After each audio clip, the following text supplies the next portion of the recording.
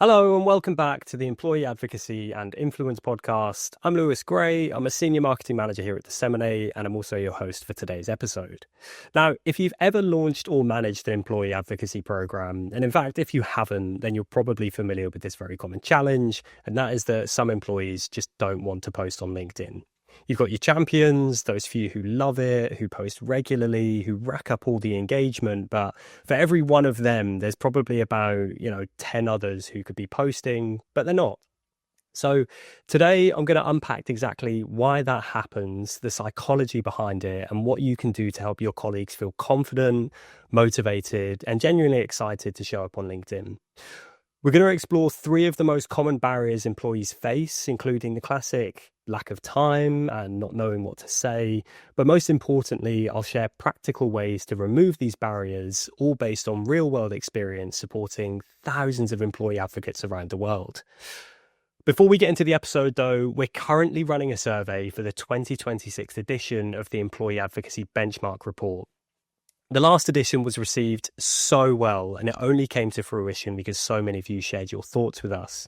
So if you fill out the survey, you'll get early access to the report, you'll have the chance to be featured in it, and you'll even be entered into a draw to win one of many $100 Amazon vouchers. I'll link to the survey in the show notes, and thank you in advance for your contributions. But back to the task at hand, let's get into today's episode.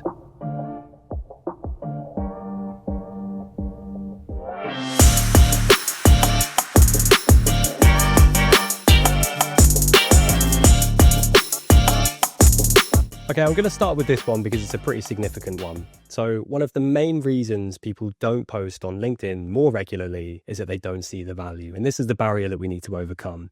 But if somebody doesn't understand what's in it for them, they're not going to spend their time doing it. And it's as simple as that.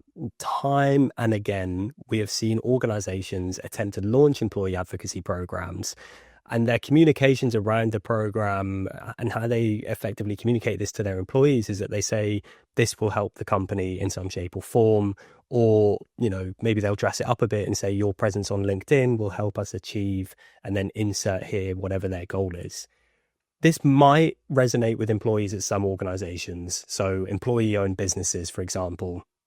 But the reality is that that's incredibly rare, and in 99% of businesses, this won't be effective. People need to know how having a presence on LinkedIn helps them, their personal brand, their visibility, and their career growth, and not just the companies.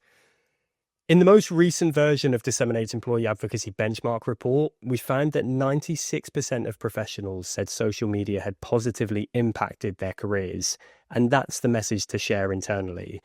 Obviously, as much as I would like you to, you don't have to share that exact stat with them, but just a reminder to tailor your communications and consider who your audience is when you're discussing LinkedIn. Salespeople is one that we always call back to on the podcast as a group, just because they set to gain the most from having a strong social media presence and personal brand. So show them how posting can help them build credibility, connect with industry leaders and prospects, and get in front of their prospects in a less intrusive way than maybe a cold email. You'd then be very surprised at how quickly you start convincing other salespeople once, one person closes a deal that started in their LinkedIn comments. Something I do want to stress, though I've already mentioned personal branding, and while we consider all of the conversation around personal branding to be a good thing, people are starting to treat it like a bit of a buzz phrase. So definitely don't lead with "it's good for your personal brand." Might resonate with some people. If people are spending a good amount of time on LinkedIn already, then they'll probably understand what that means. But for most people, that doesn't mean anything in particular. So know your audience and tell them exactly how building a personal brand will benefit them. What is a personal brand? Perhaps lead with that. But I'm going to cut to an example from a recent podcast that we recorded with Sam Moles from Stephen Scone, which is actually an employee-owned law firm here in the UK. I asked him about the biggest win that he'd seen since launching an employee advocacy program, and he explained how a number of their lawyers had won business on LinkedIn. I think it's something that everyone should hear, but it's just the kind of ad hoc feedback you want to relay back to those colleagues who don't see the value in posting on LinkedIn, and that's exactly what he did. So I'll hand over to Sam now. My mind goes to where colleagues in the pandemic like shifted their focus to LinkedIn and won clients through it, because what you would say is that through LinkedIn you can't win clients. You know, it's great for some things, it's great for brand awareness, yada yada yada. But people would say, I could never win a client on LinkedIn. But we have lots of examples of people winning clients directly on LinkedIn. They did things like cementing their personal brand, connecting with businesses, and then they'd write an article or someone would share a newsletter and they'd reach directly in to the messaging function of someone they knew was warm and go, hey, you know, this employment law is changing, or in the pandemic it was furlough. Hey, furlough's changing. This is going to impact you. Love you to speak to me or my colleague. You know, those actions are enormous, because that is the ultimate goal of anything we do, is to secure new clients and generate new matters and fees. So the examples where what is often thought of as really high level funnel activity converting direct is obviously like the biggest win. The next barrier I wanted to discuss is the fear of doing something wrong and getting into trouble as a result. And believe it or not, this is probably one of the biggest psychological barriers we've seen when it comes to getting employees to post on LinkedIn. A lot of people are scared of saying the wrong thing, and they don't want to embarrass themselves, or potentially worse, you know, maybe they think they might get into trouble with the compliance team or the comms team. And honestly, the fear is so valid, because most employees just won't have a background in marketing or social media. You know, this isn't their ballpark, and they certainly won't have experience in crisis management. So, you know, you have to figure that they think if something goes wrong, then it's an even bigger problem. They don't know what they need to do about it. The big fix for this, though, is quite an obvious one, but you need to provide clarity and reassurance when you're asking your colleagues to post more. So the first thing, this is a must really, you need to have a clear social media policy that empowers people to post more, rather than making it feel restrictive or like they have to navigate red tape before they can even think about writing a post. And I do want to put special emphasis on the word clear when it comes to social media policies.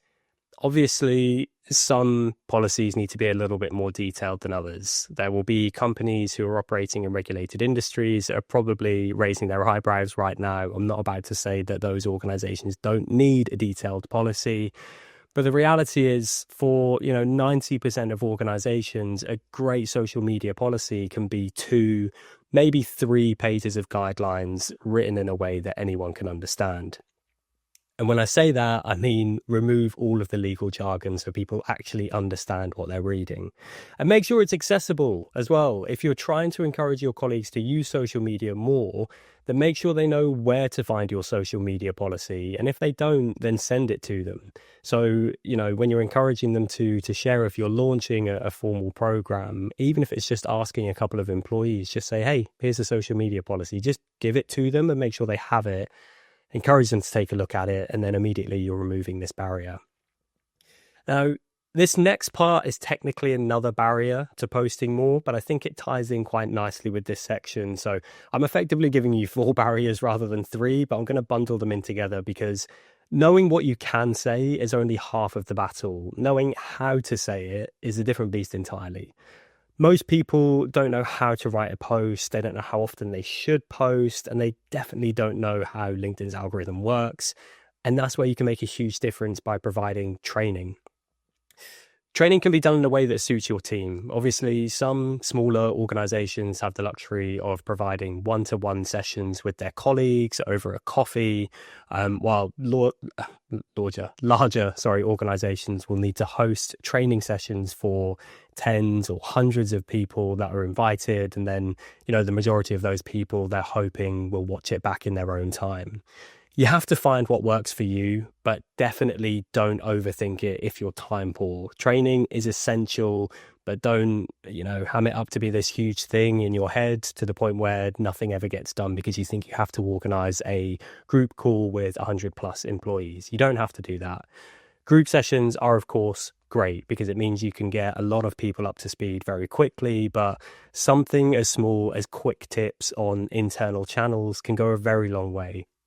Then once people understand the basics, so how to write a good post, how to tag someone or add visuals on LinkedIn, they'll feel way more confident to share more. I wanted to include this next segment from Micah Jonsson from Dentsu Benelux, who we spoke to on the podcast a while back. She was explaining how they were helping one of their clients train their employees to use social media safely. She touches on an example that seems niche and quite obvious to anybody who uses social media or LinkedIn a lot, but it's exactly the kind of thing that employees will be worried about. So it's definitely worth hearing.